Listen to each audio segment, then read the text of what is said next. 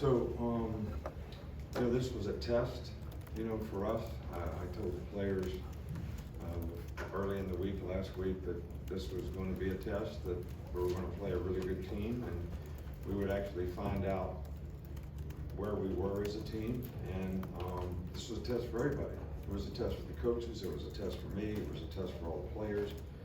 And we obviously didn't do very well, but it's the midterm, it's not the final.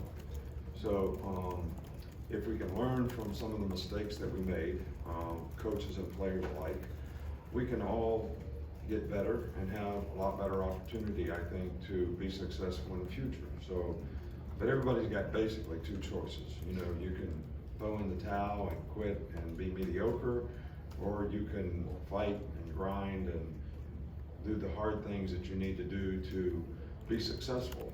And I think you don't want to waste a failing, and we certainly don't want to waste this failing. So we're all going to be committed to trying to do things better, practice better, prepare better, have a better plan, for the players, whatever it is, all of us, coaches and players alike. And it all starts with me, and I obviously let our team down in terms of, how we were able to execute and play. We went back up and had like 10 penalties, 2 of which, negated touchdowns. They got 10 points off of turnovers, and we gave up way too many explosive plays on defense. And we have to correct all those things if we're going to be able to play and have the kind of team we're capable of having. So I believe in these players. These players have worked hard. There was a great atmosphere in the stadium tonight. I appreciate the fans, and they did their part for sure. We didn't do our part well enough. It starts with me, as I said before, but we're going to do everything we can to get it right and get it fixed. We'll start with Nick Kelly here in the middle. Texas had 5 sacks. What do you think led to some lapses at times in pass protection? Well, a lot of those sacks were 4-man rushes. One of them, I think, was a 3-man rush. We didn't get any pressure on their quarterback. We're trying to play so we could cover their receivers and rush 4 guys, and we didn't affect him at all. And the third down stuff that we did do, they did a good job of moving the pocket, picking us and playing man-to-man. And so we didn't do a very good job of affecting their quarterback. And we just got to do better. I can't sit here and say one guy broke down in pass protection. I know like something different happened just about on each one of those. And I think, sometimes we held the ball at quarterback. We got to do a good job of reading it and getting it out of your hand. And I don't think we did a good enough job of getting away from people and getting open. And they did a good job of matching the patterns. Stay on that side with Charlie. Hey Coach, just what did you think of the way that Jalen played tonight? Did you give any thought to maybe playing multiple quarterbacks? I did, but when he put the drive together to go down the field and score, when we got ahead, I thought that gave him a lot of confidence. And but we never ever discussed it. I can't sit here and say the thought doesn't come to mind for any player that's having a difficult time. And but he made some good plays at the end of the game, and that was good to see. Obviously, the interception was critical in the game, and so we're just going to work to try to get all our players better. Come over to the left side with John. What did you see from Quinn Ewers and the job he was able to do, kind of moving the ball and hit some of those deep passes against you guys? Well, we didn't do a very good job adjusting to some motions. We made some mental errors, got people in the wrong spots, and we didn't match the patterns. A couple times we were fine. We had a middle of the field safety. We got pass interference a couple times. They made a good catch one time. Coley had the guy covered really well, and 5 made a really good catch. And we were playing quarters, and they had a quarters beater, and We didn't poach the safety. I mean, it's a lot of technical stuff, but, can't let people throw the ball over your head if you're playing in secondary, so we need to get that fixed. We'll go to Matt. Any other questions? Katie? What do you think is the root cause behind having so many bad or bobbled snaps? That's a good question. It was very surprising to me. We haven't had an issue with that in the past. We haven't had an issue with that in practice. And you know, those kinds of things put you behind the 8 ball on offense. You know, you get a 5-yard penalty.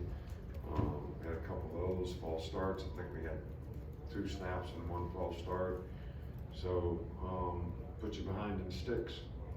So the discipline of playing, and this is one of the things I talk to our players about, is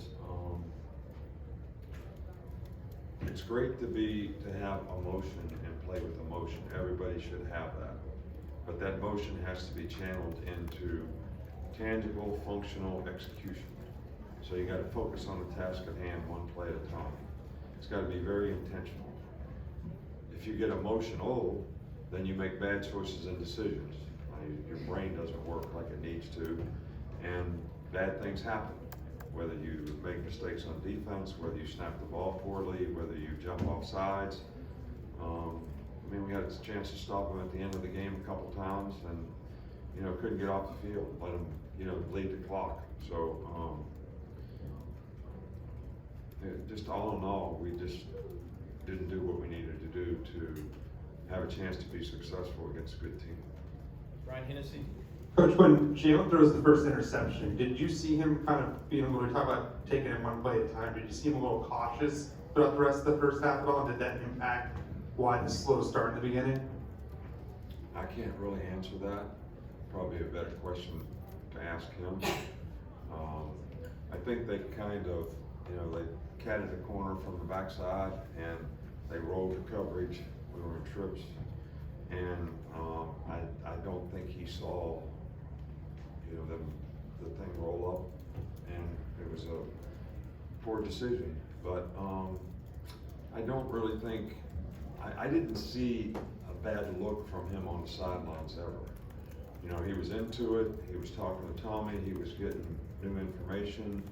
So he certainly didn't get the poor me's over any of it. He was competing like crazy and came back and made some really good plays. I mean, we had a chance. We got ahead in the game, and what was there, 11 minutes to go in the game or something? And, so, anyway. 2 more, Katie, and then Nick Alvarez. Could you just hit on getting ahead at the end of the third quarter and then and help Texas scoreless in the third quarter? What changed between the third and the fourth? Did you see something in the players, or was it just a lack of execution in that final quarter? No, they hit big plays.